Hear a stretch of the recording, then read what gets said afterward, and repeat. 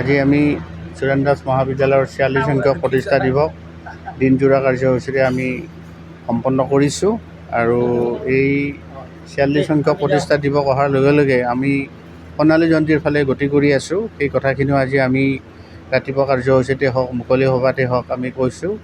আৰু মহাবিদ্যালয়খনত অধ্যক্ষ হিচাপে দায়িত্ব বহুত থাকে, কাৰণ শৈক্ষিক দিশটো উৎকৰ্ষ সাধন নহ'লে সেই মহাবিদ্যালয় কেতিয়াও স্বীকৃতি নাপায়।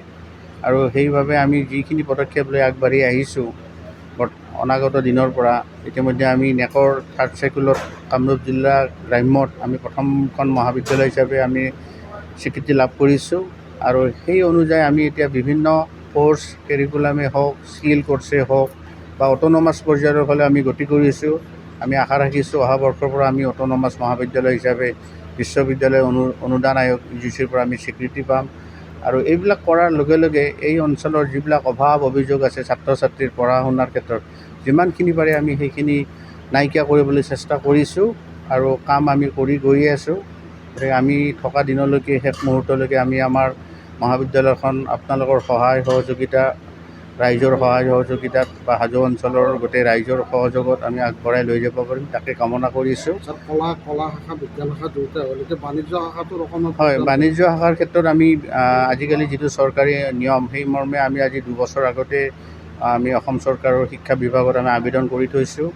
মাজতে উচ্চ শিক্ষা সঞ্চালিকা মহোদয়ে আহোঁতে আমি জনাইছোঁ, তেওঁ কৈছে হ'ব, আমি ইনস্পেকশ্যনটো কৰাই আপোনাক আমাৰ ফালৰ পৰা বিভাগীয় কামখিনি কৰি দিম। আৰু মাজতে আমি আমাৰ বিধায়িকা মহোদয়েও আহিছিল আমাৰ মহাবিদ্যালয়ত চৰকাৰী অনুষ্ঠানত, তেখেতকো আমি অৱগত কৰিছোঁ। তেখেতেও কৈছে আমি যিমান পাৰোঁ চেষ্টা কৰিম। আৰু বাণিজ্য মহাবিদ্যালয় হোৱাৰ বাণিজ্য শাখাটো যেতিয়া আমি স্বীকৃতি পাম, লগে লগে আমি গম পাম আমাৰ মহাবিদ্যালয় এখন সম্পূৰ্ণ মহাবিদ্যালয় হ'ব, কাৰণ আৰ্টছ ছায়েন্স কমাৰ্চ তিনিওটা পঢ়িব পৰা এখন সম্পূৰ্ণ মহাবিদ্যালয় হ'ব। আৰু এতিয়া আমাৰ NEP ৰাষ্ট্ৰীয় শিক্ষানীতিৰ যিটো আমাৰ কোৰ্চ কেৰিকুলাম, সেই তাতো কোৱা আছে যে মাল্টি ডিচিপ্লিনাৰী হ'ব লাগে। গতিকে আমি ভাবিছোঁ অনাগত দিনত আমাক অসম চৰকাৰে বাণিজ্য শাখাটোৰ অনুমোদন দি আমাক এখন মাল্টি ডিচিপ্লিনাৰী মহাবিদ্যালয় ফালে যোৱাত সহায় সহযোগিতা আগবঢ়াব।